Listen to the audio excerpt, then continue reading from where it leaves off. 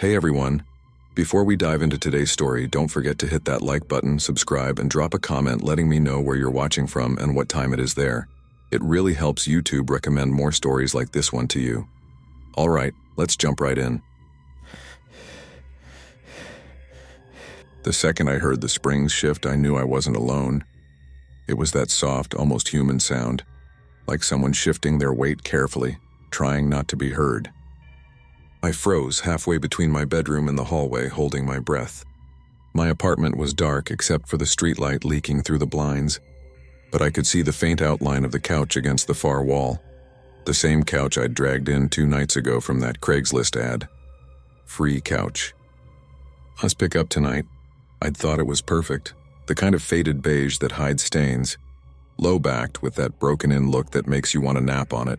The couple who gave it away had been friendly but weirdly insistent that I take it right away. The woman kept glancing at her husband, her smile too tight. I figured they just wanted it gone before someone else grabbed it. Now I stood there staring at the couch, hearing the tiny squeak of the coils again. I told myself it was the fabric settling, or maybe my old radiator popping, but my stomach tightened. I whispered, "Hello?" Silence. The air felt heavy, humid, too warm for late fall. I could smell something faintly sweet and rotten, like fruit left out too long. I turned on the lamp. Nothing. The couch looked the same. Beige, a little frayed at the edges. I'd thrown a blanket over the armrest earlier. My phone charger still lay tangled on the cushion. No movement. I stood there longer than I needed to, waiting for some proof that I hadn't imagined it. My pulse finally slowed and I laughed under my breath, nervous, shaky. I was just tired. I went to grab my phone from the coffee table and noticed something small, dark, wedged between the cushions. I pulled it out, a button. Old, plastic, dark brown with a chip along one edge. I didn't remember seeing it before. It wasn't mine. Weird. I tossed it onto the table and went to bed. I woke up at 3:17 a.m. to the sound of something dragging across the floor. My first thought was that a neighbor was moving furniture, but then I remembered my building's carpeted. Every unit same as mine. The sound came again. Slow, deliberate, like the weight of something being pulled inch by inch. From the living room, I sat up, every nerve in my body locked. The light from the street made a thin silver line under my door. I watched it, expecting to see shadows moving. Nothing. I didn't want to go out there, but doing nothing felt worse. I grabbed my phone and turned on the flashlight. The floorboards creaked under me as I stepped into the hallway. The sound stopped. When I reached the living room, the first thing I noticed was that the couch had moved. Not by much, but enough that it wasn't flush with the wall anymore. Maybe a foot, maybe less. That shouldn't have been possible. I tried to tell myself I must have dragged it slightly when I set it up, but I remembered lining it perfectly with the baseboard. I'd even measured so it wouldn't block the outlet. I took a photo. I don't know why. Maybe to prove to myself it was real. The flash lit up the room for half a second, and I swear I saw something on the couch. A shape, like someone sitting upright, head turned slightly toward me. But when the light faded, it was gone. I didn't sleep after that. The next morning, I almost convinced myself it had been a dream. Until I checked my phone. The photo was there. The couch moved slightly, but the lighting made the fabric bunch in a way that looked too much like a face pressed into it. Eyes, a faint outline of a mouth. I deleted it immediately. I should have thrown the damn thing out right then, but I told myself I couldn't. I didn't have money for another one.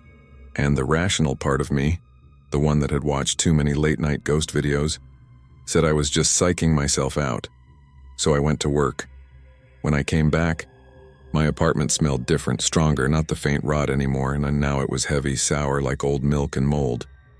I opened the window and sprayed half a can of Febreze. That's when I noticed the blanket I'd left on the couch wasn't on the armrest anymore. It was on the floor, folded. I didn't fold it. I stood there staring at it, every hair on my arm standing up. Someone had been in my apartment. My heart started pounding so hard I felt dizzy. I checked the door, locked. The windows, still latched. Nothing looked broken, but I couldn't shake the feeling that whoever it was, they hadn't left. I tore through the place, checking the closets under the bed, behind the shower curtain. Nothing. I even crouched down and looked under the couch. It was empty. But the smell was worse down there. That was the first night I slept with the lights on. By the third day, I stopped pretending everything was normal. The noises were constant. Creaks, sighs, the faint shift of fabric when I wasn't looking. I'd come home and find my keys in a different spot. My shoes turned facing the wrong direction. And every time I looked at that couch, I felt watched. Not by something far away. By something inside it. I tried to explain it to my friend Mia over FaceTime. She laughed at first, but when I showed her the couch, her face changed. "Why does it look wet?" she asked. I looked closer. There was a dark patch along the backrest, like something had soaked into the fabric from the inside. "It's probably just the light," I said, forcing a smile. But that night, when I turned off the lamp, the patch looked darker, almost black. That's when I started hearing the breathing. Faint. Steady, too slow to be mine. I stood in the dark, listening, trying to locate it. It was coming from the couch. I whispered, "Who's there?" A long silence. Then a whisper back, so soft I almost thought I imagined it. Cold. My blood ran cold. I backed away, tripped over the coffee table, dropped my phone. The flashlight flickered across the couch, and for just a second I saw the cushions rise like something underneath was shifting upward. I ran out of the apartment barefoot.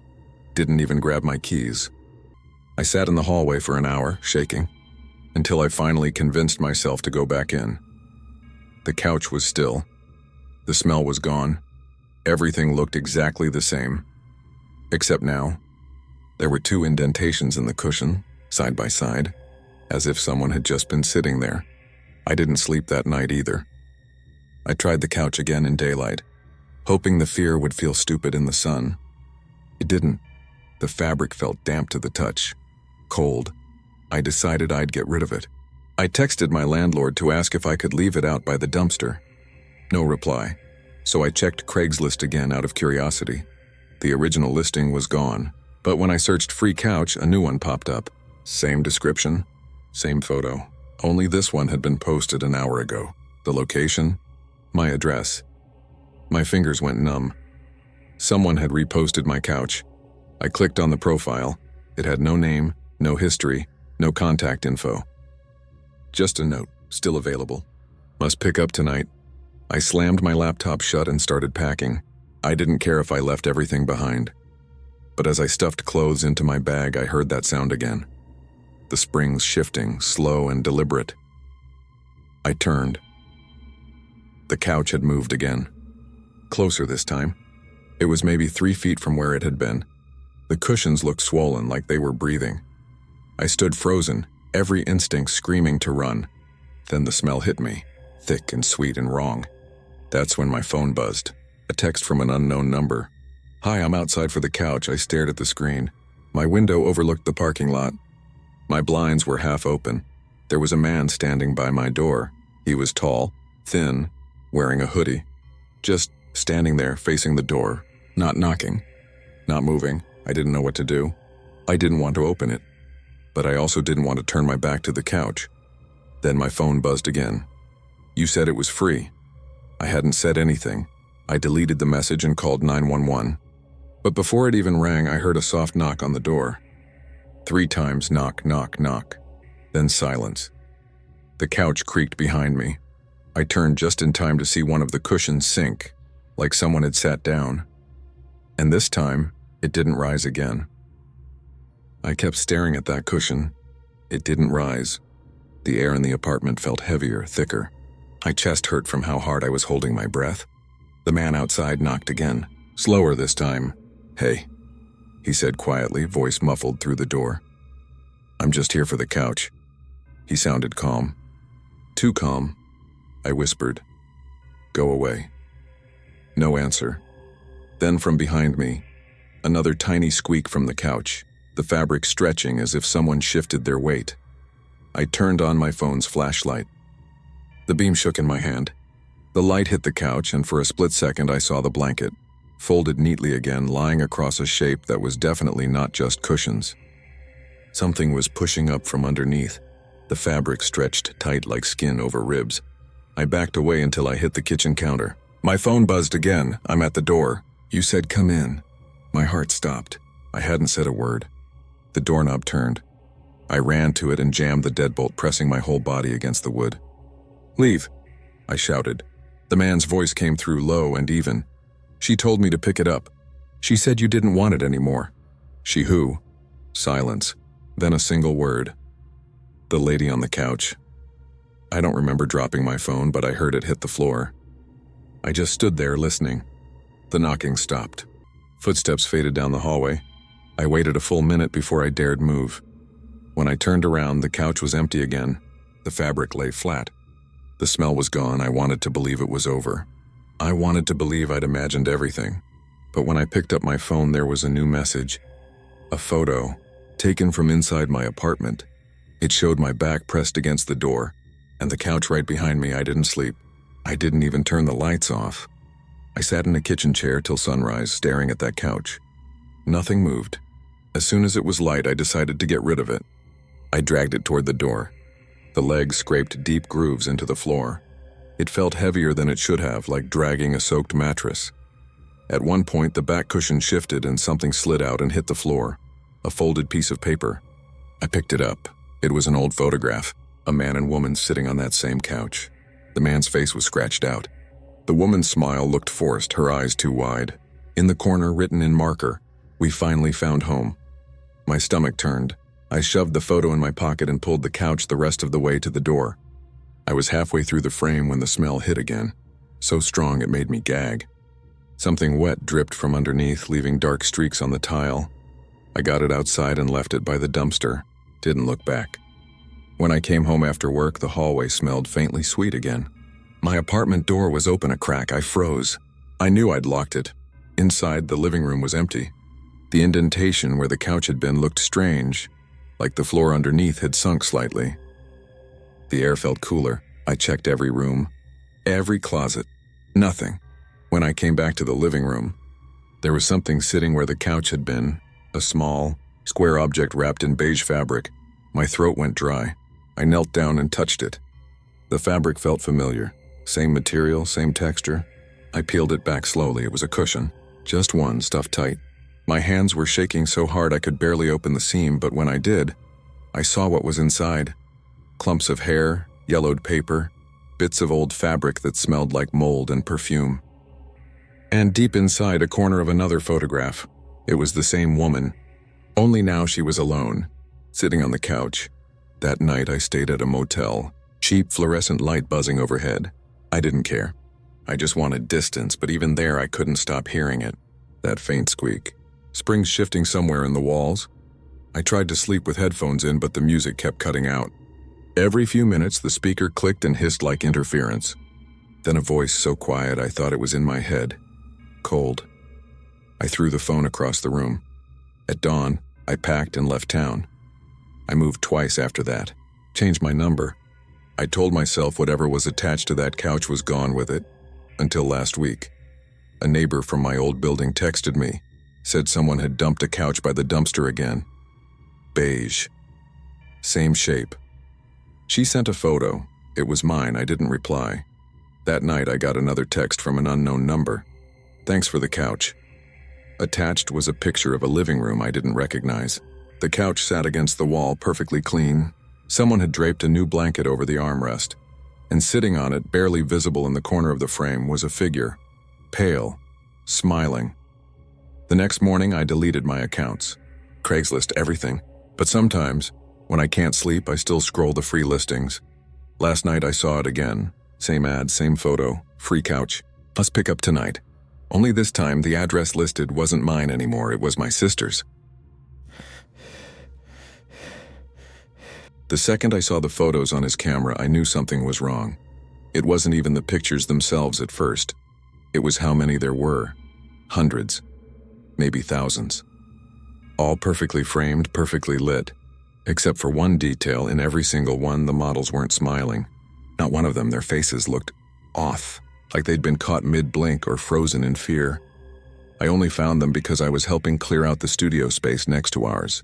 The landlord said the photographer who used to rent it had disappeared 6 months ago. No family, no close friends, no emergency contact, just gone. Left everything behind. My friend Danny and I had been running a small vintage resale shop across the hall, and we wanted to expand. The studio seemed perfect. Big windows, high ceilings, good light. Until that day. When I first stepped inside, it smelled like dust and old paper. The kind of smell that hits the back of your throat. There were still backdrops hanging. One white, one gray, and one black that swallowed all the light. A few props too, a cracked mirror, a stool, a mannequin torso with no arms, and in the middle of the floor, a camera tripod stood like it was waiting for someone to come back. I tried to shake the weird feeling crawling up my neck. "Guess he left in a hurry," I said. Danny didn't answer. She was crouched near the desk, picking up a stack of photo envelopes. "Hey," she said softly. "Look at this." Each envelope had a name written on it. Some I recognized. Local models, people I'd seen on Instagram. Others were just first names, no contact info.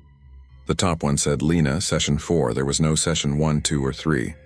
We opened the envelope. Inside were a dozen printed photos. Same girl, different poses, sitting, standing, half turned toward the camera. In every shot, her expression was identical. Blank.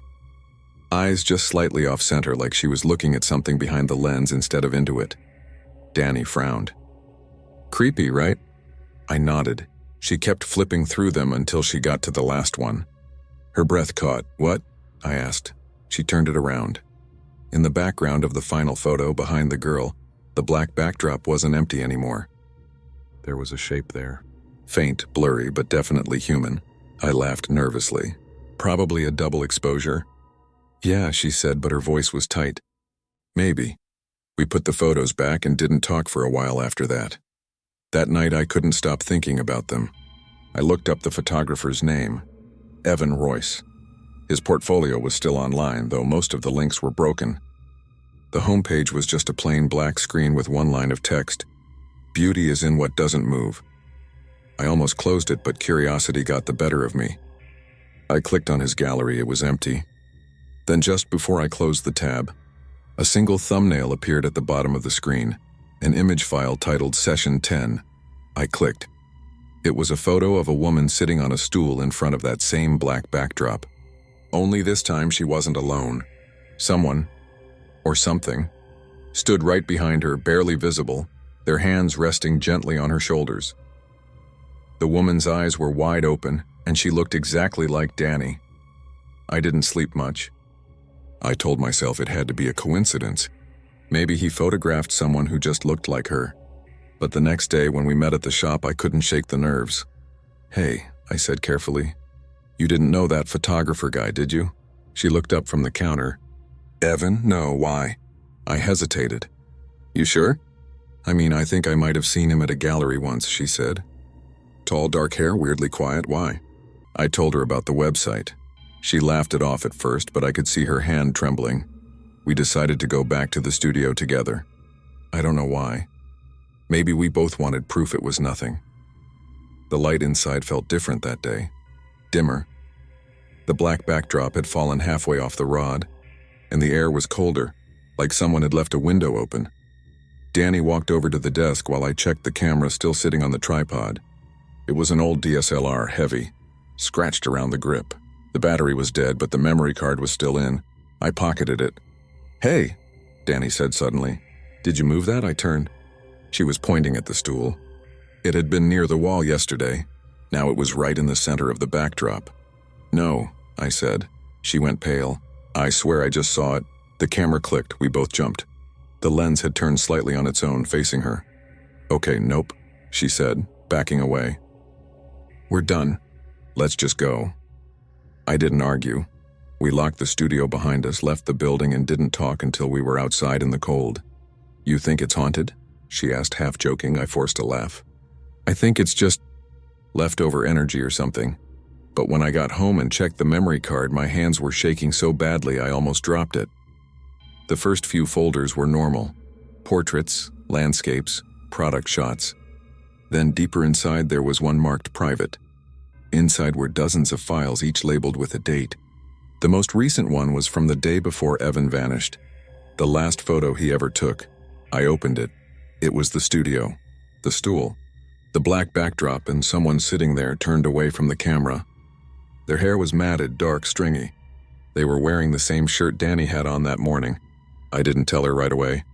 I wanted to believe it wasn't real, that it was an old photo, that maybe he'd used props or stand-ins. But 2 nights later, Danny didn't show up for work. I called. No answer. Texted nothing. Around midnight, I drove to her apartment. Her car was in the lot, lights on inside, door unlocked. Her phone was on the couch, still open to a message thread. The last thing she'd typed said, "He wants another session." That's when the camera flash went off behind me. I spun around. Half blinded, no one was there. The light from the flash was still fading when I saw it. A faint reflection in the dark TV screen. Someone standing behind me, just out of reach, holding a camera.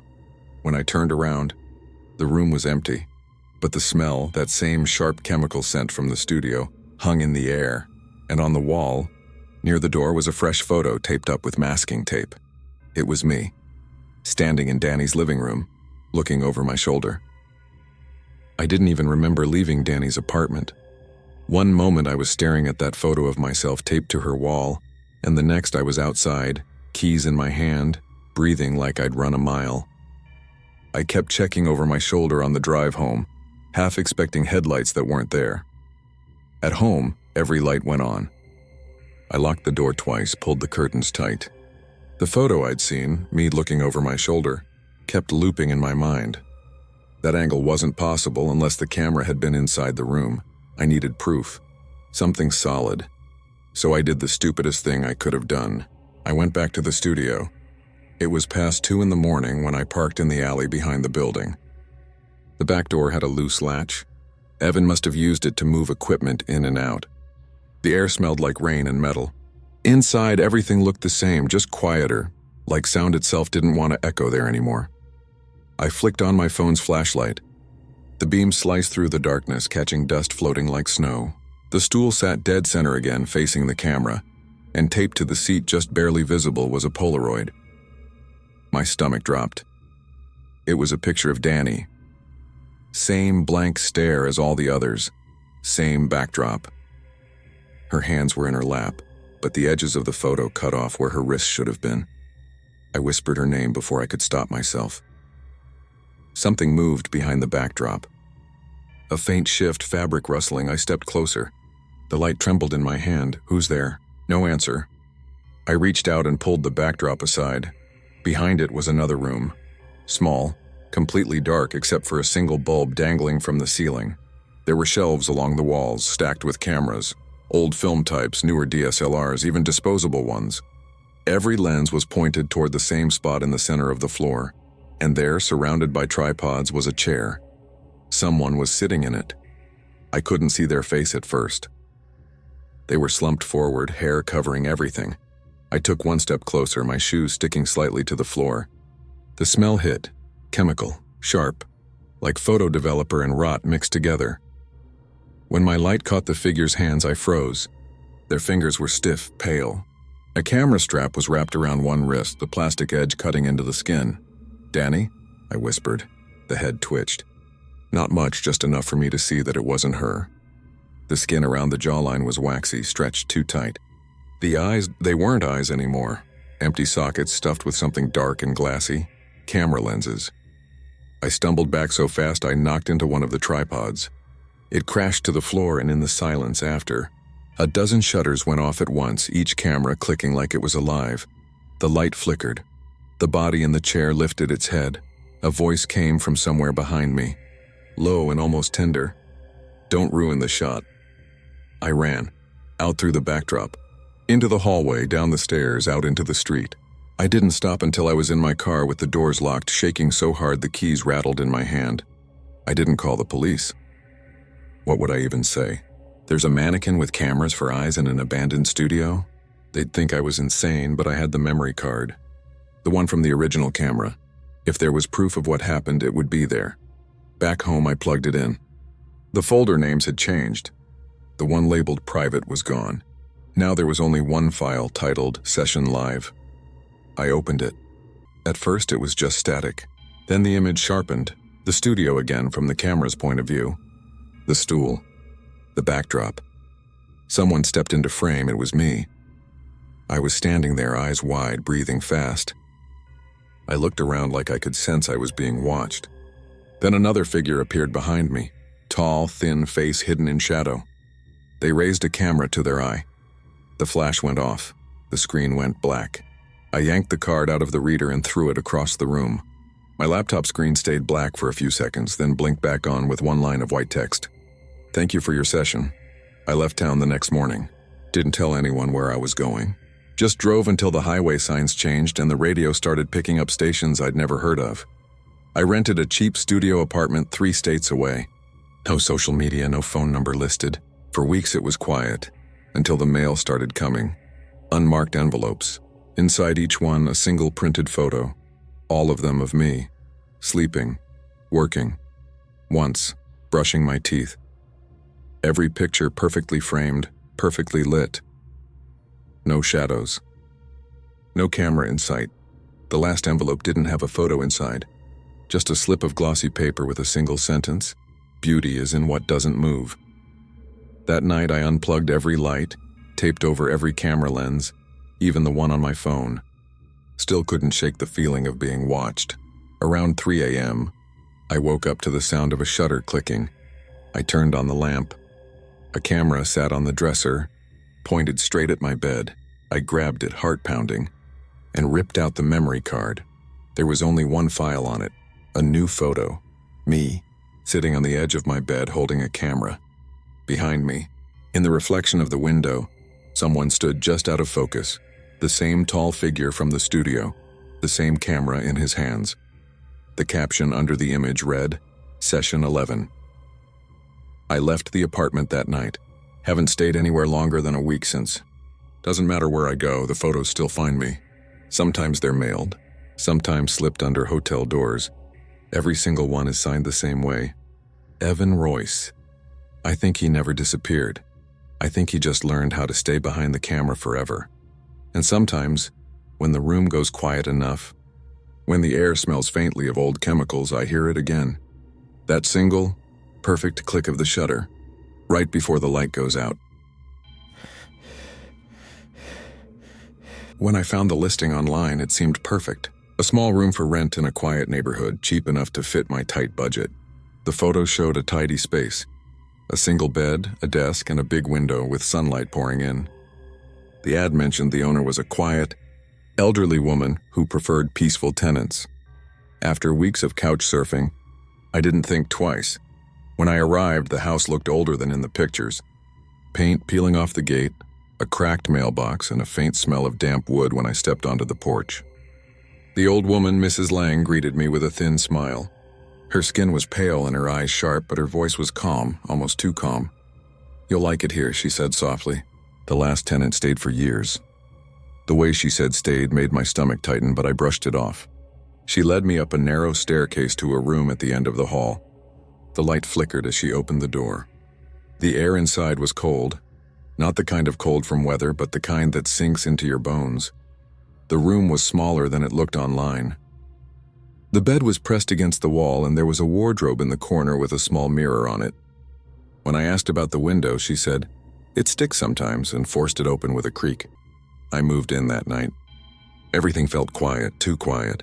I could hear the faint ticking of a clock somewhere downstairs, and occasionally footsteps that didn't seem to match her slow, shuffling pace. The first few days were uneventful. Mrs. Lang would make tea in the evenings, her routine almost mechanical. She didn't talk much except to remind me not to go into the basement. "Old pipes, dangerous flooring," she said.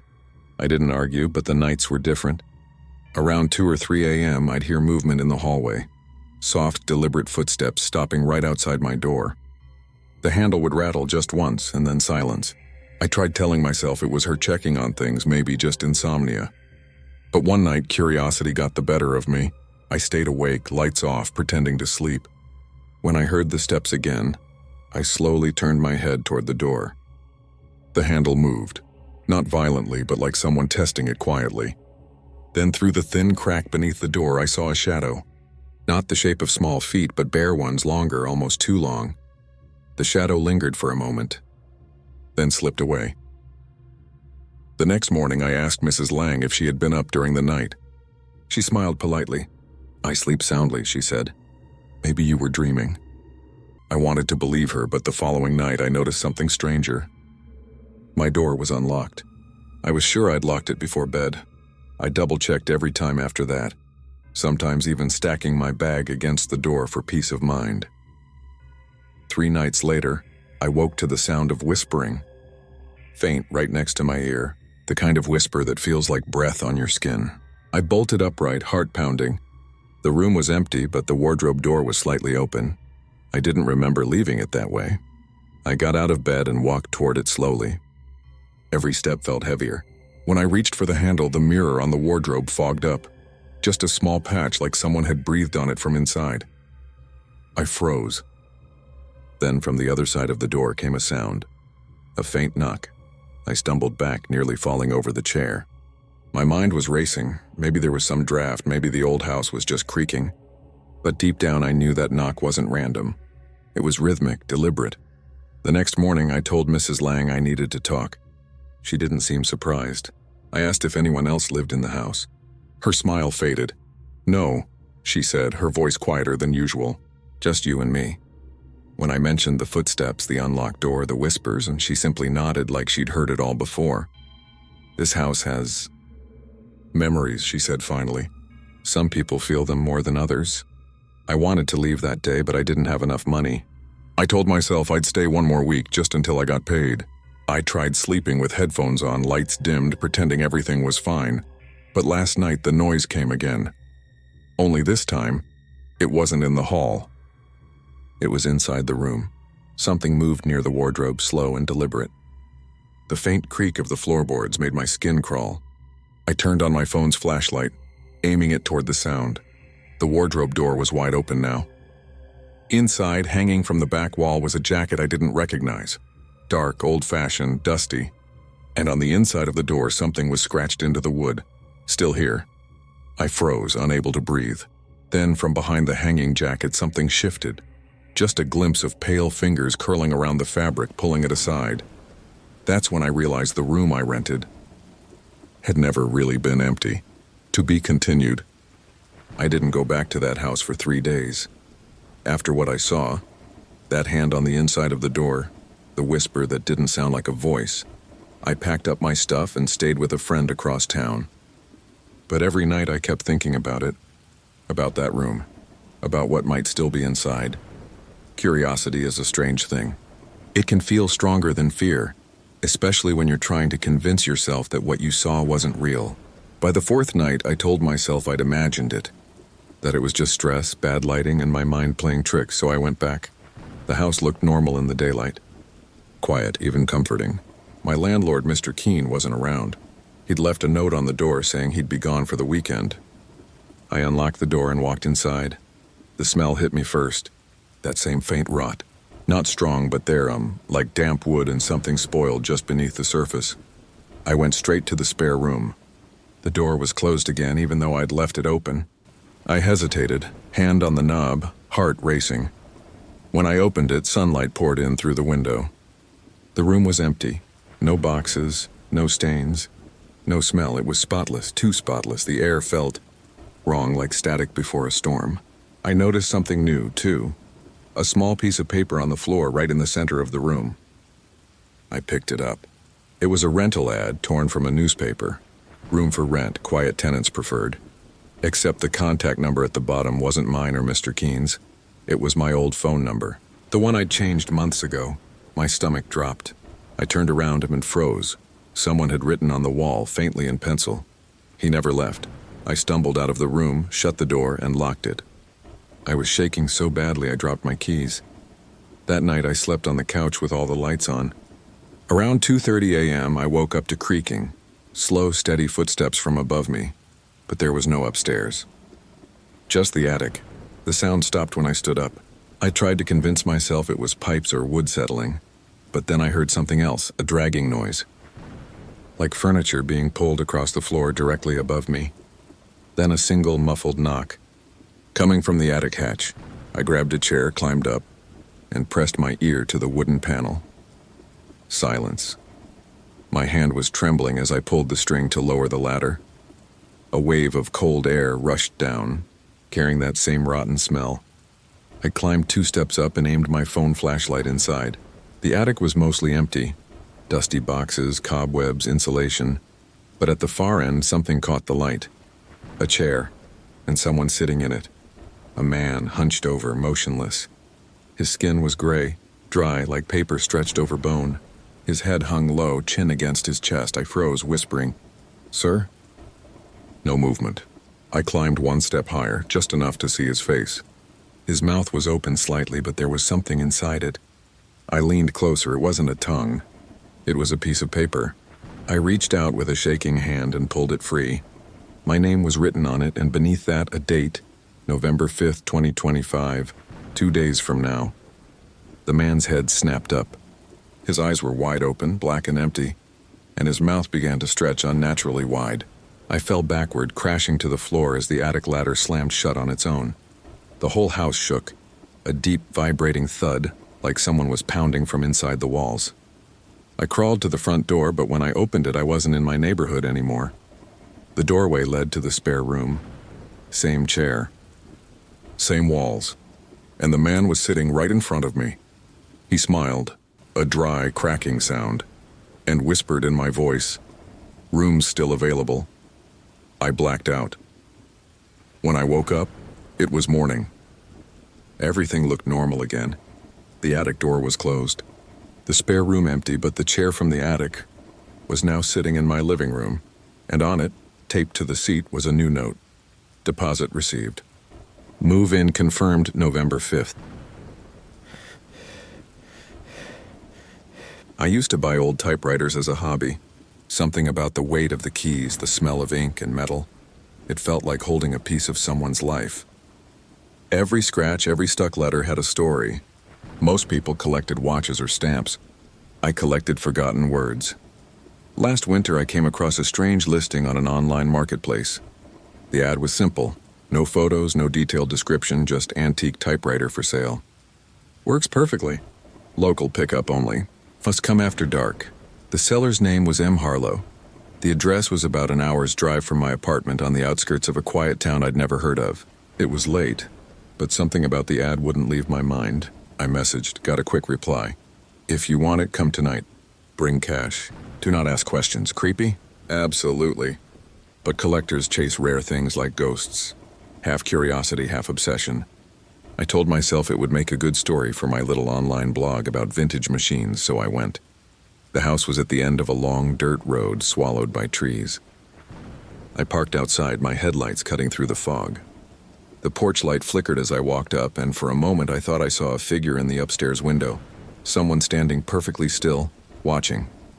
I rang the bell. The door creaked open halfway and an old man appeared, thin and pale with trembling hands. His eyes were milky but sharp. "You're here for the machine," he rasped. I nodded. He stepped aside and motioned for me to follow. Inside, the house smelled like rust and candle wax. The walls were lined with shelves full of old typewriters. Dozens of them, some pristine, others covered in dust and cobwebs. The air buzzed faintly like static. The old man led me to a back room. "This one," he said, pointing to a black Royal Quiet Deluxe sitting on a small desk. Unlike the others, it looked new. Its surface gleamed and the ribbon was still moist with fresh ink. I brushed my hand over the keys. They were cold. But when I pressed one, the sound echoed oddly, like it came from somewhere deeper in the house. "How much?" I asked. He smiled thinly. "You don't pay with money," he said. I froze. "What do you mean?" "You pay with words."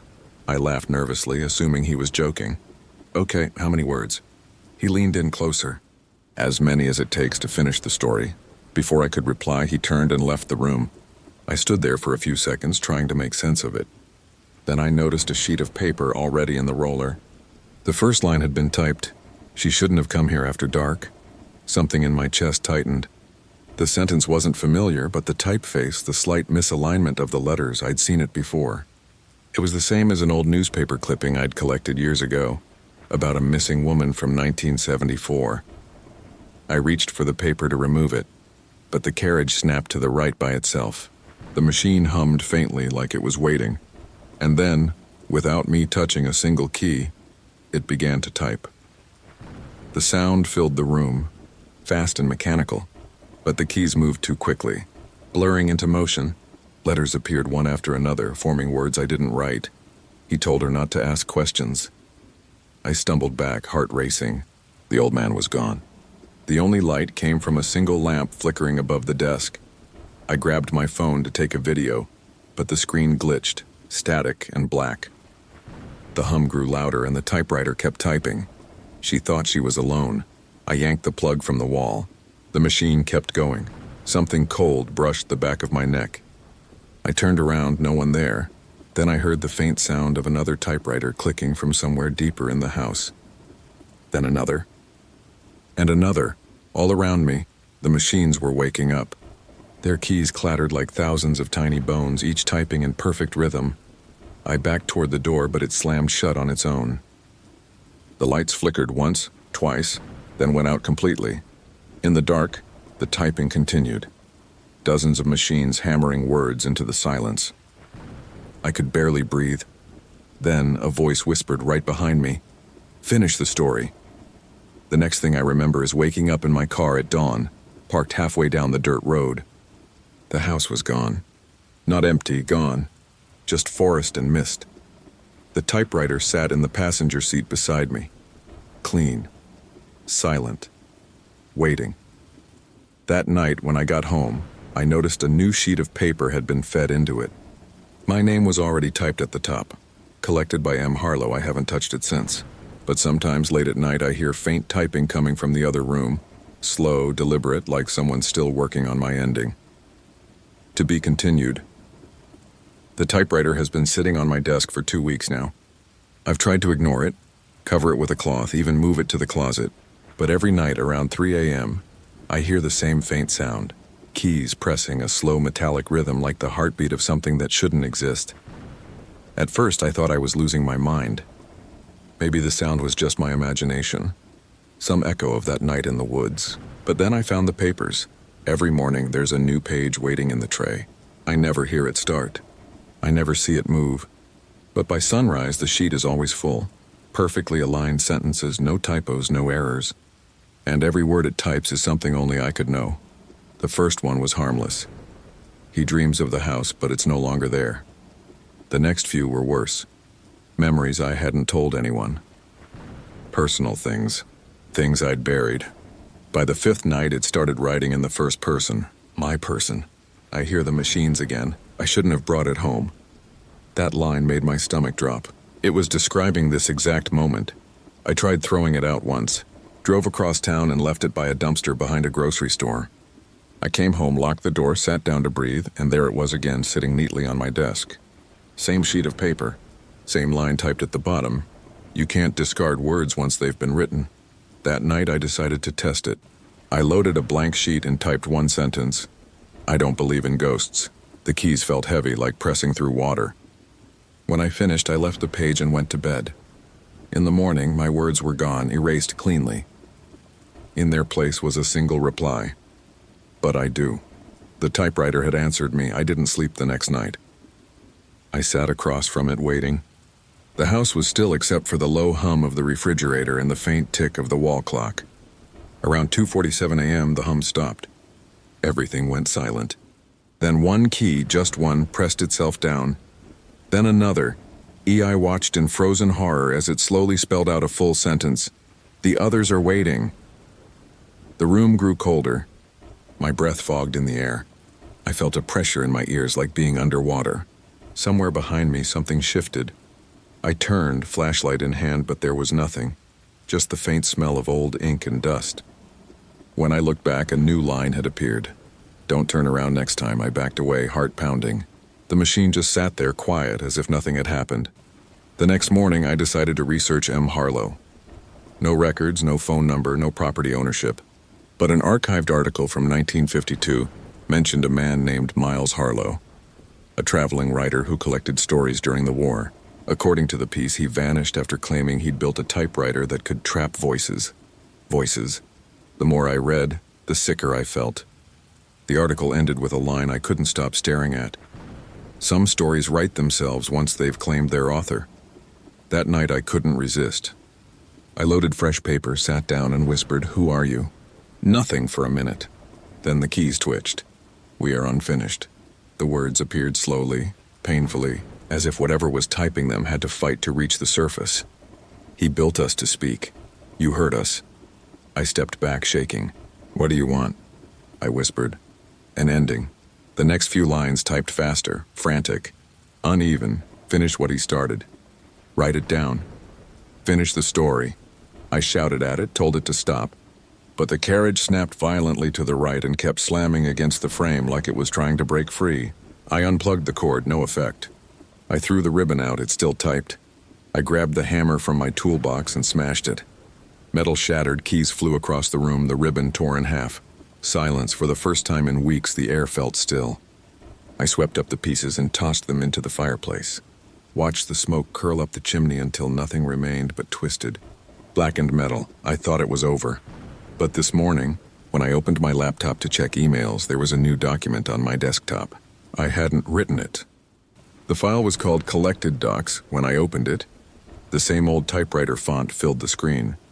You can't destroy a story by breaking the machine. At the bottom was my name again, typed.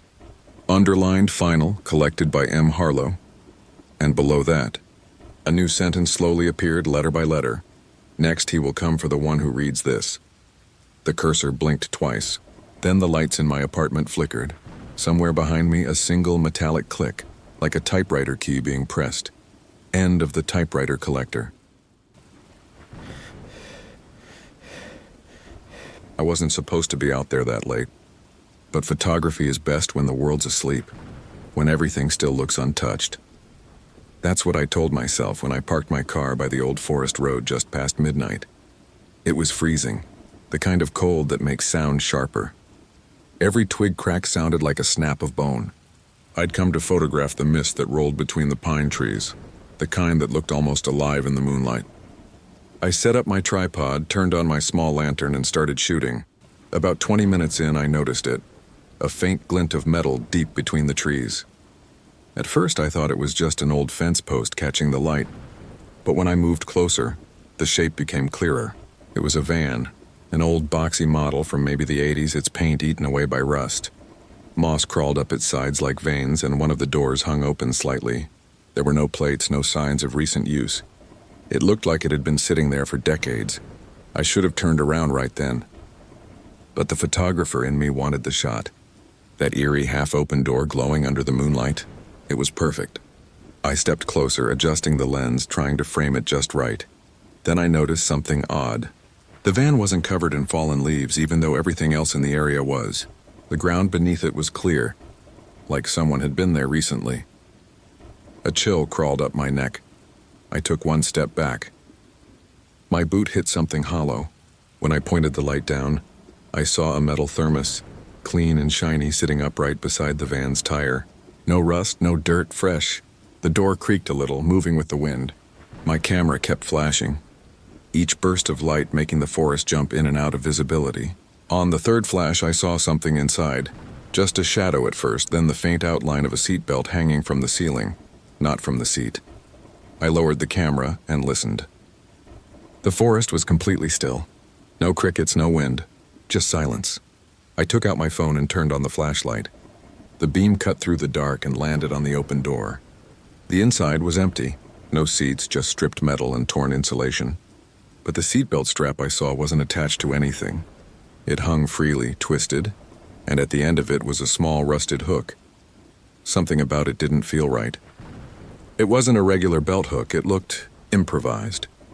Then I saw the writing, carved into the inside of the door, just above the handle. Don't look in the front. My hands went numb. The air felt heavy, electric. Every instinct screamed at me to leave. But curiosity has a way of muting fear. And before I knew it, I'd already stepped around to the front of the van. The windshield was filthy, caked with mud and sap. I wiped a small section clear with my sleeve and shined my light through. Something was sitting in the driver's seat. It took me a few seconds to understand what I was seeing. The body was shriveled like paper left out in the rain. Its hands were still on the wheel, head tilted to one side. A dark hole where the mouth should have been. The face was completely caved in. I stumbled back, my flashlight shaking. My brain couldn't process it fast enough, and was it real? A dummy? A prop? Then I noticed the details. A a ring on the left hand, a faded photo tucked into the dashboard, and something scratched into the glass from the inside. "Stay out." That's when I heard it, a low click, like a latch locking somewhere behind me. I turned toward the rear of the van, and the door that had been half open was now completely shut. The forest felt wrong. Too still. My breath came out in short clouds and my ears rang. I took a step back, eyes fixed on the van, when my camera, which I'd left on the tripod, clicked again on its own. Then again. And again. It was taking photos rapidly, the shutter moving like something invisible was pressing it. I ran over and grabbed it, the display flashing through the last few images.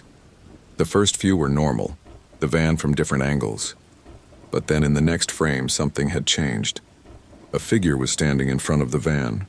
A man, blurry, pale, facing directly toward the lens. In the next photo, he was closer, then closer still, and in the final one, just darkness, as if the camera had been covered by something. I turned off the light, heart pounding. The air felt thick with static. I could hear breathing, not mine, coming from somewhere to the right. I aimed my phone toward the trees, shaking so badly I could barely keep it steady.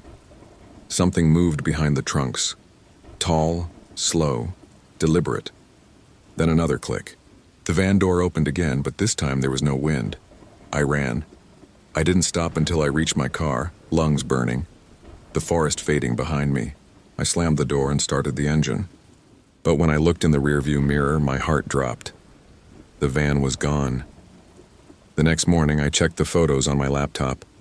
Every image was corrupted except one. It showed the van exactly where I'd found it. Same angle, same moonlight. But in this photo, there was something I hadn't seen that night. My own reflection, faint in the window. And behind me in the glass, that same pale man staring right over my shoulder. To be continued. I didn't sleep that night. Every time I closed my eyes, I saw the man's face, or what little of it I'd seen. Pale, featureless, watching. I told myself I'd imagined it, that the camera had glitched, that it was a trick of light. But around 4 a.m., my phone buzzed. I thought it was a message, but when I looked, it was a photo notification. New image detected, from my camera. The same one sitting, zipped up in its case across the room. My hands went cold. I opened the gallery. The photo was dark, almost black, but when I brightened it, I saw my apartment window. From outside, someone had taken a picture of me. The timestamp was 3:12 a.m. I'd been awake then, lying in bed. I hadn't heard anything. That was when I decided to go back. Not because I was brave and because I couldn't live with the not knowing. I needed to see that van again, prove to myself it was real, that I wasn't losing it. I left after sunrise, drove back to the same dirt road. The forest looked different in daylight, smaller, harmless. Birds chirped and sunlight spilled between the trees like nothing had ever happened there. But when I reached the spot, the clearing was empty.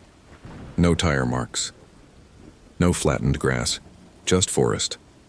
I walked around for almost an hour, thinking maybe I'd taken a wrong turn, but my GPS showed the exact same coordinates. Then I saw it, a small path I hadn't noticed before, half covered by brush. Broken branches lined the entrance like something heavy had been dragged through recently. I followed it. After a few minutes, the smell hit me. Rust, dampness, something rotten beneath the soil. Then through the trees I saw the van again, same model, same color. But this time it was facing a different direction. It shouldn't have been possible. The door was shut tight, and the windshield had a massive crack down the middle, spider-webbed like someone had hit it from inside. I walked closer, every instinct screaming to stop. When I circled to the driver's side, I froze. The seat was empty now, no body, no photo, nothing. But the dashboard was covered in dozens of Polaroid photos, each one of a person standing in the forest. Men, women, kids, different years, judging by their clothes, all staring at the camera. And in every single one, the van was behind them. Some of the faces looked terrified. Others looked dazed, like they didn't know they were being photographed. One of them, a woman with long dark hair, had something scribbled on the bottom of her picture. "He watches who watches him."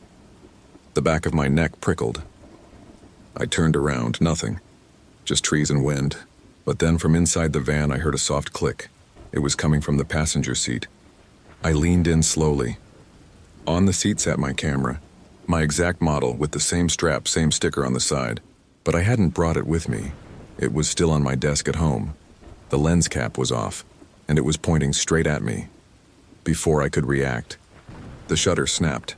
The flash blinded me for a split second. And when my vision cleared, I saw a figure in the cracked windshield right behind me.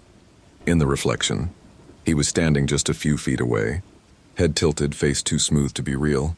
I stumbled backward, tripped on a root, and hit the ground hard. The camera clicked again, and again. Every time I looked up, he was closer. My hand scrambled for something and anything.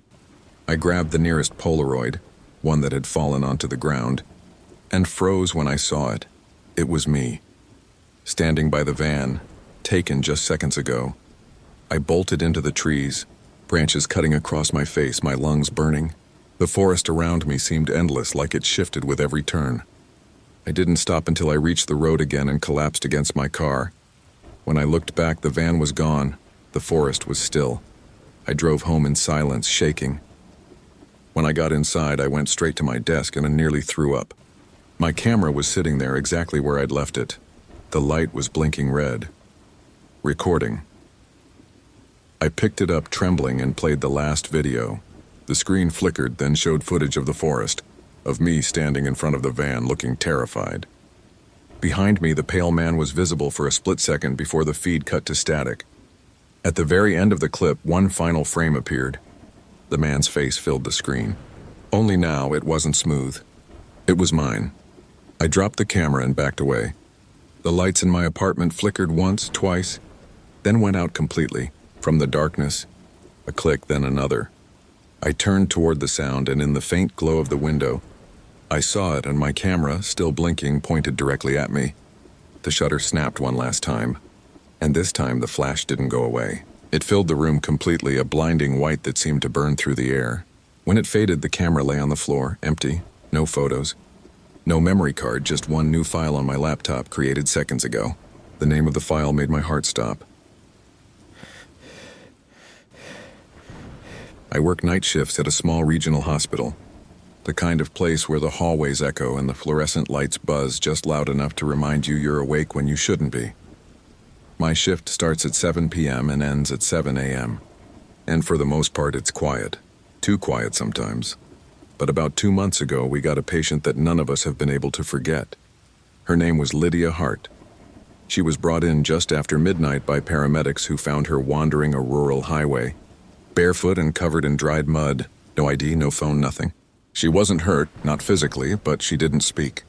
Just stared at whoever talked to her with this calm, unblinking expression. We admitted her for observation. No one could figure out where she'd come from. The police said there were no missing persons matching her description. We gave her clean clothes, ran all the standard tests, but she wouldn't say a word.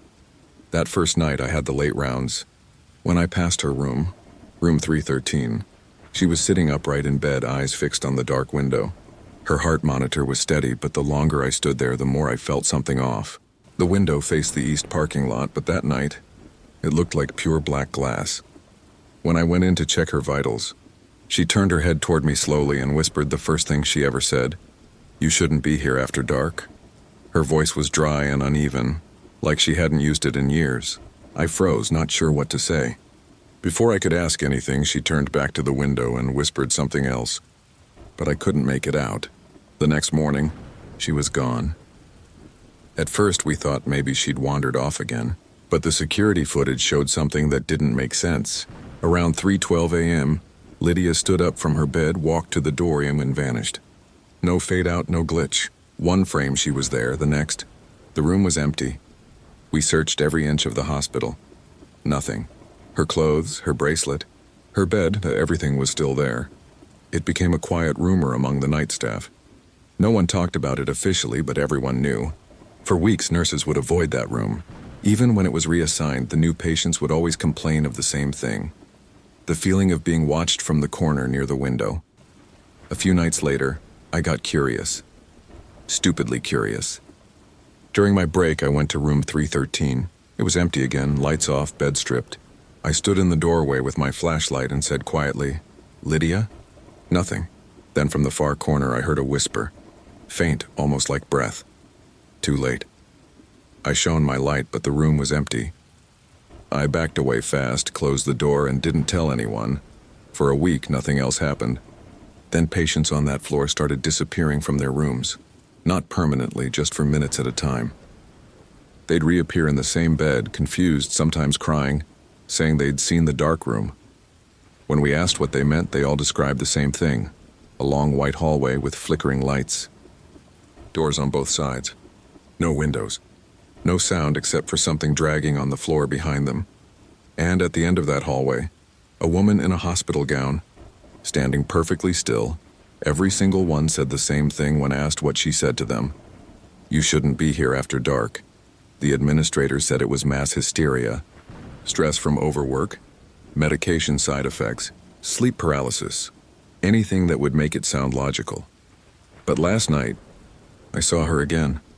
I was walking down the east wing, doing vitals when the lights flickered once, just once. But in that brief stutter, someone was standing at the end of the hall, a figure in a hospital gown, bare feet on the tile. The light came back and she was gone. When I checked the chart for that section, I noticed something that made my blood run cold. Room 313 had been officially closed off 2 weeks ago for maintenance. But tonight, on the assignment sheet, it was listed as Occupied Heart L. I went there slowly, every step echoing louder than it should have. The door was slightly open, lights off. I could see the faint outline of the bed inside. And then I heard the monitor. Beep, beep, beep. Slow, steady, alive. I pushed the door open. The room was dark except for the green light of the monitor, and on the bed sat Lydia, exactly as she'd been that first night. Same mud-streaked hair, same pale stare. She looked right at me. You came back, she said softly. I tried to move, but my legs wouldn't listen. She smiled, just barely. Now you can't leave. The monitor flatlined, and the window, that black pane of glass, reflected two figures on hers and mine, standing side by side. But only one of us was breathing. After that night, everything in the hospital changed. Room 313 was sealed again, officially for electrical maintenance, though none of us believed it. The staff didn't talk about Lydia anymore, but we all felt her. The lights in that hallway started flickering randomly. Call buttons from empty rooms would activate by themselves. Sometimes we'd hear footsteps echoing down the east wing, slow and barefoot. I thought about quitting. I even wrote my resignation letter. But before I could turn it in, I got a message from security asking me to review footage from the previous night. It was from the third floor, same wing as 313. The video showed the hallway at 2:47 a.m. Empty, quiet. Then from the far end, Lydia walked into frame. Same white gown, same lifeless steps. She passed each patient room without looking in until she stopped right in front of the camera. She stared directly into the lens for almost 30 seconds. Then the video cut to static. The security guard who'd shown me the footage looked pale. He said the camera had burned out immediately after. It's not just a glitch, he whispered. Something killed the feed. That night I had the third floor round again. I told myself I wouldn't go near 313, but I did anyway. Curiosity is a sickness. When I reached the hallway, the air felt heavier, like it wasn't just air anymore. It was cold, dense, like being underwater. The maintenance sign was still taped over the door, but the light underneath it was on. Someone was inside. I should have left. I know that. But I reached for the handle and pushed the door open. The room was exactly as before. Empty bed, turned down sheets, monitor still plugged in but dark. Only this time there was something else. On the pillow, a folded piece of paper. My name was written on it. Hands shaking, I opened it. Inside was a Polaroid photo. A blurry shot of the hallway outside 313. I was in the picture, standing right where I was now, staring into the room. The note beneath it said, "You're next on the list." I stumbled back, heart hammering. That's when I noticed the sound, faint breathing behind me. Slow, wet, too close. I turned around. The doorway was empty, but in the reflection on the window I could see her, Lydia, standing just inches behind me. Her eyes were black now, her mouth slightly open as if she was about to speak. Then the lights went out, pitch black. I ran out of the room, slamming into walls, trying to find the nurse's station. The emergency lights kicked on after what felt like forever. When I finally looked back down the hallway, room 313's door was closed again, but there was a new name tag on it. Patient, Heart, L. Observation extended. I tore the tag off and looked behind it. Another one was underneath, older, yellowed. It read, Patient, Ward, E, Deceased. That's my last name. I went home early that morning, shaking the whole drive. I didn't even sleep. But when I woke up that afternoon, there was a message on my phone from an unknown number. It was a photo. The hallway outside room 313, and me, walking toward it. The timestamp read, Tomorrow, 3:12 a.m. I'm not going back to work tonight. I told my supervisor I was sick. But even now, sitting here in my apartment, I swear I can hear the faint beep of a heart monitor somewhere behind me. Every time I check the window, my reflection looks a second slower, like it's still moving after I stop. And just now, as I write this, my phone lit up again. New message, no number. Just one word, checked in. Then my screen went black, and the faint green light of a monitor began flashing on the reflection beside me. I've lived in the same small neighborhood for 6 years. Quiet streets, nosy but harmless neighbors, and the occasional stray cat that everyone secretly feeds. It's the kind of place where nothing bad ever happens, or at least that's what I used to think. It started 3 weeks ago when my next-door neighbor, Mr. Hanley, got a new dog.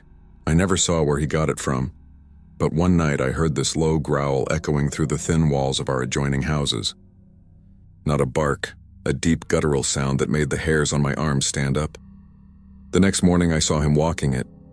The dog was massive, some kind of black shepherd mix, but leaner, with an oddly narrow head and long, pale eyes that didn't look right. When I waved to Mr. Hanley, he smiled, but the dog didn't move. It just stared at me, head slightly tilted as if it was trying to recognize me. I laughed it off. Dogs are dogs, but that night something strange happened. Around 2 a.m., I woke up to scratching at my back door. Slow, deliberate scratching like claws against wood.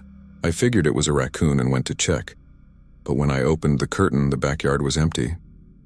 The next day, I asked Mr. Hanley if his dog ever got loose. He looked confused. I don't have a dog, he said. I thought he was joking, but he looked dead serious. I told him I'd seen him walking it just the day before, and his face went pale. He didn't say another word, just turned and went back inside, locking his door behind him. That night I heard it again, this time closer, growling right outside my bedroom window. I froze, staring at the dark glass. A shape moved behind the curtain, tall with a narrow head and yellow eyes. I backed away, heart hammering, and the growling stopped. When I pulled the curtain aside, there was nothing there. The next morning, I noticed something new in my yard. Paw prints. Large ones. Too large for any regular dog. They circled my house, stopping at every window, every door. I tried talking to Mr. Hanley again, but no one answered his door. Through the side window, I could see the lights were off and the curtains had been ripped down. It looked like no one had been inside for days. I called animal control, told them about a loose dog in the area, but they didn't find anything. No prints, no tracks, no animal, they said. Just quiet. That night I barely slept. Around 3 a.m. the power went out. The house fell into pitch darkness. Then came the sound. Slow breathing from the hallway. I grabbed my phone and turned on the flashlight. The beam caught something near the end of the hall. 2 glowing eyes low to the ground, staring straight at me. I didn't move. The eyes blinked once, then the thing stood up. Not on 4 legs. On 2. It was tall, hunched, its shape still canine but stretched wrong. Its jaw hung too low, its teeth glinting wet in the light. I stumbled backward, slammed my bedroom door, and pressed my ear against it. The breathing was right outside. Then silence. When the lights came back on, I checked every door and window, locked, untouched. But on my front door, scratched deep into the paint, were words. Good boy. The next morning, I saw movement at Mr. Hanley's house. His curtains were open again, but when I looked closer, I froze. He was standing in his yard, staring straight at my window. And next to him, the dog was sitting, taller than before, its head almost level with his shoulder. He raised his hand, smiled, and mouthed something I couldn't hear. Then he and the creature turned and walked toward the woods behind the neighborhood. They never came back. Animal control searched the woods but found nothing except bones, scattered, stripped, and old. Not animal bones. Human. For days after, I kept my windows closed. The paw prints never returned. But last night I heard scratching again, this time from inside the attic. And when I looked up through the ceiling vent, 2 yellow eyes stared back down at me. To be continued. I didn't call the police right away. What would I even say? My neighbor vanished into the woods with a dog that stands like a man? They'd think I'd lost it. But after that night, after seeing those eyes in the attic, I knew it wasn't over. The scratching came again the next night. Slow, deliberate, from the ceiling this time. I stood in the hallway with a flashlight and listened. Scratch, scratch, stop. Then a sound like something heavy shifting its weight above me. I grabbed a chair, pulled the attic string, and froze. The ladder was already down. The smell hit me before I even climbed. Damp fur, rot, and iron. I shone the light up and called out, "Hanley?" No answer. The silence was thick, unnatural, like the air itself was holding still. I climbed halfway, the flashlight shaking in my hand. The beam caught the far corner first. Boxes, insulation, a few old toys. Then something moved. A shadow, long and wrong, crawled backward into the dark. I ducked down fast, pulling the ladder up and slamming the hatch shut. My heart was hammering so hard I could barely breathe. Whatever that thing was, it was real. And it was in my house that night. I barely slept. Every time I drifted off, I dreamed of scratching, of claws dragging down the walls, of breathing inches from my ear. When I finally woke, it was still dark, but the scratching hadn't stopped. It was coming from inside my bedroom wall. I pressed my ear to the plaster. Something was moving in there, slow, steady scraping. I backed away, grabbed my keys, and ran outside barefoot. I didn't stop until I was at the end of the street. From there, I looked back at my house. My bedroom light was on. I hadn't left it on, and in the window something was moving. A tall shadow pacing back and forth, its shape just wrong enough to not be human. I called the police then. When they arrived, they searched the whole house. Attic, walls, crawl space. They didn't find anything, but the officer looked uneasy. He said there were deep claw marks inside the attic floorboards, like something had been burrowing down. He asked if I'd been having animal problems. I just nodded. For the next few days, I stayed at a motel. The quiet helped, and until the third night. I woke to scratching again, not from the walls this time, but from outside the motel window. When I pulled the curtain back, I saw him, Mr. Hanley, standing in the parking lot under the flickering light. His clothes were torn, his face pale, eyes wide. He looked half-starved. I opened the window and whispered his name. He turned toward me, and I wish I hadn't called out. His mouth opened too wide, splitting at the corners like something pulling at his skin from underneath. His voice was broken, wet. "It's hungry."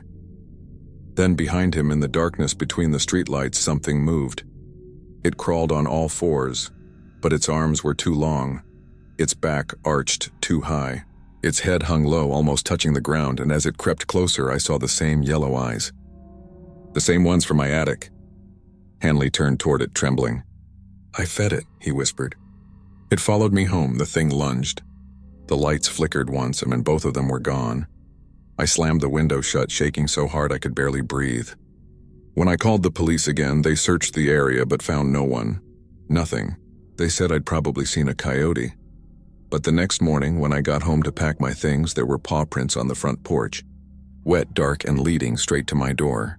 Inside, the smell was back. Stronger now. The house felt heavier, like something was waiting. I tried to leave, but then I heard it. A low growl from the hallway. I turned slowly. At the end of the hall stood the dog, or what was left of it. Its fur hung in patches, its body too thin, too human. Its head was tilted, mouth slack, teeth glinting under the light.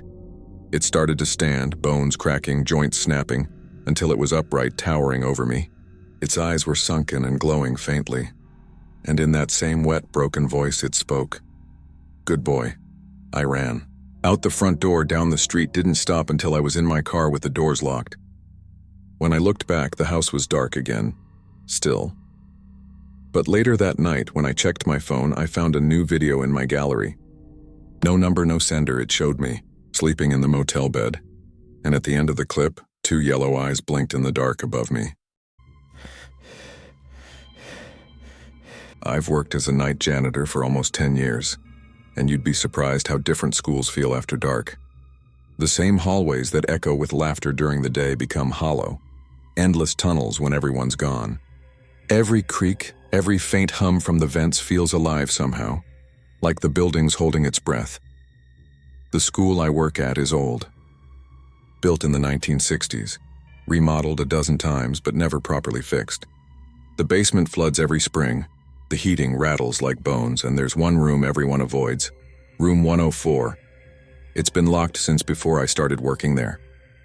No one teaches in it, no one cleans it, and the key doesn't exist, or so I was told. When I first asked about it, the head custodian just said, "Don't open that one even if you can." I thought he was just trying to spook me. Until last month.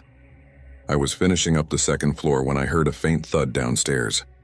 It came from the east wing, the one with room 104. I figured maybe one of the windows had come loose, so I went down to check. When I turned the corner, the hallway lights were flickering, buzzing like they do before a bulb burns out. Everything looked normal except for one thing. The door to room 104 was open. Not just unlocked. Open. I stood there for a while, staring at it. The darkness inside didn't look right. It was thick, almost gray, like smoke. I called out, thinking maybe a teacher had come in late, but there was no answer. I stepped closer. The air was freezing and the smell hit me. Something like old water and metal. The kind of scent you only find in basements or graveyards. Inside I could see the outlines of desks, but they weren't in rows like normal classrooms. They were all pushed to the edges of the room, leaving an empty space in the center. And on the floor, drawn in white chalk, was a perfect circle. I should have left right then, but I couldn't look away. On the far wall, faint words were written in red marker, or what I hoped was marker. It said, "Class dismissed." I turned to leave, but behind me the door shut, slow and deliberate. The sound echoed through the hall like a gunshot. I tried the handle, locked. I hit it, kicked it, nothing. My flashlight flickered once, twice, then died. That's when I heard it. Footsteps. Soft, dragging footsteps circling the room. I couldn't see anything, but I felt it. The weight of something moving just outside the edge of the light. My breath came out in quick clouds and I whispered, "Who's there?" The footsteps stopped. Then, right beside my ear, a whisper. "You're late." I turned, swung my flashlight, and for a split second, I saw something. A figure standing inside the chalk circle. A woman maybe, or what used to be one. Her face was pale and blurred, like smoke trapped in glass. She wore a long dress that moved even though there was no wind. I blinked and she was gone. The door suddenly unlocked behind me. I didn't wait, I ran. When I got out, I slammed it shut and shoved a chair under the handle. My heart was racing so hard I thought it would burst. When I came back the next morning, the door was closed again, locked tight. The chair I'd wedged under the handle was gone. I told the head custodian what happened. He didn't laugh or call me crazy. He just sighed and said, "She must have heard the bell again." I asked him what that meant, but he just walked away. That night I went home and looked up old records about the school. There wasn't much, but I found one newspaper clipping from 1972. It said a teacher named Margaret Lowe had been found dead in room 104 after locking herself inside during detention. The cause of death was never officially released. The article said only one thing clearly. The message, "Class dismissed," was found written on the wall in her handwriting. I didn't go back to work for 2 days. When I finally did, I told myself I'd stay away from that hallway altogether. But curiosity is a curse.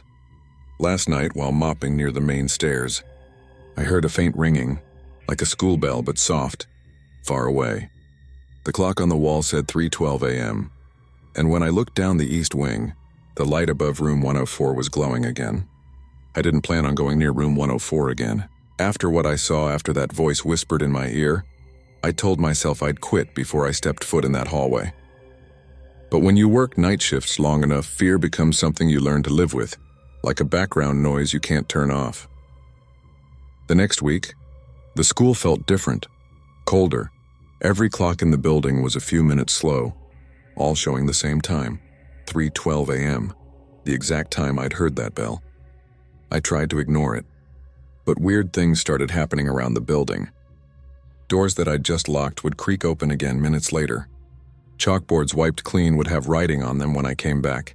Single words written over and over. Present. It wasn't messy handwriting either. It was perfect like a teacher's. Then the security system started malfunctioning. The motion sensors in the East Wing kept triggering every night around 3 a.m., even when no one was there. I checked the footage with the night guard, Tom. At first, it showed nothing but empty halls until about 10 seconds before the camera glitched. Then faintly you could see her, a figure standing just outside room 104. She didn't move, didn't blink. The footage would always cut out just before she turned toward the camera. Tom thought it was a technical error. I didn't argue, but that same night when I passed that hallway, I heard something new, the faint sound of chalk on a board. Screech. Pause. Screech. It was coming from inside room 104. The door was closed, lights off, same as always. I told myself I wouldn't open it, but the noise kept going. My hands were shaking when I reached for the handle. Locked. I exhaled in relief, until I noticed something written on the door in chalk. Come in quietly. The lock clicked on its own. I froze, heart pounding in my chest so loud it hurt. The door creaked open a few inches, just enough for me to see inside. The desks were back in neat rows. The chalkboard was covered in writing, lesson notes, dates, numbers, all in the same perfect handwriting. And in front of the board, facing away from me, stood a woman. She was tall, thin, her hair tied in a loose bun.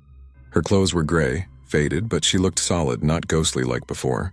She was writing on the board slowly, deliberately, as if she didn't know I was there. I whispered, "Ms. Lowe." The chalk stopped moving. She turned. Her face wasn't right. Her eyes were hollow, black as the chalkboard itself, and her mouth twitched like she was trying to smile but couldn't remember how. When she spoke, her voice came out layered, like several people talking at once. Late again. I stumbled backward, but the door slammed shut behind me. The lights flickered and went out completely, and suddenly the air was thick and like I was underwater. Desks began scraping across the floor, sliding toward the walls on their own. In the dark, I could hear dozens of whispers and children's voices. Present. Here. Here. Each voice was closer, circling me. My flashlight flickered back to life for half a second, and in that moment I saw them. Desks full of students, not real ones. Shadows, outlines of kids sitting perfectly still, their faces blurry, eyes wide open. Every one of them turned toward me in unison. Then Ms. Lowe's voice cut through the noise. "Take your seat," I ran. I didn't even look back. The door was locked, but somehow I burst through it, falling into the hallway. When I looked back, the room was pitch black again, silent.